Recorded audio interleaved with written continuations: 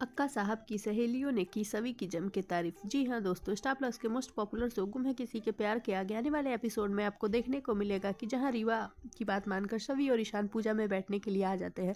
वहीं जैसे ही सभी ऊपर से आती है, अक्का साहब की सहेलियाँ उसे उसकी तरफ ही देखती हैं और देखते ही उनके होश उड़ जाते हैं, क्योंकि सभी इतनी प्यारी लग रही होती है कि वो तारीफ किए बिना खुद को रोक नहीं पाती और अक्का साहब से कहते हुए नजर आती हैं कि तुम्हारी बहू बहुत प्यारी लग रही है,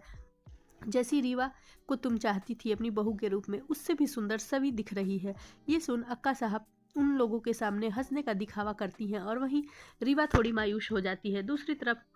ध्रुवा को बहुत गुस्सा आता है। वो सोचती है मन ही मन कि मैं कुछ ऐसा कर दूं कि जिससे इसका थोबड़ा बिगड़ जाए, लेकिन वो कुछ अक्का साहब के सामने कुछ करने की हिम्मत नहीं रखती और वहीं शांत हो जाती है। वहीं दूसरी तरफ ईशान और सभी पूजा पर बैठ जाते हैं, जहाँ पूजा कराने में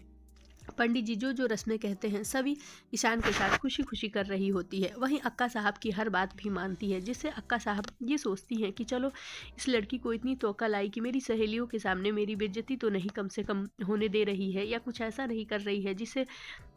मुझे इसको कुछ अपनी सहेलियों के सामने बोलना पड़े। वहीं सारी रस्में करने के बाद अक्का साहब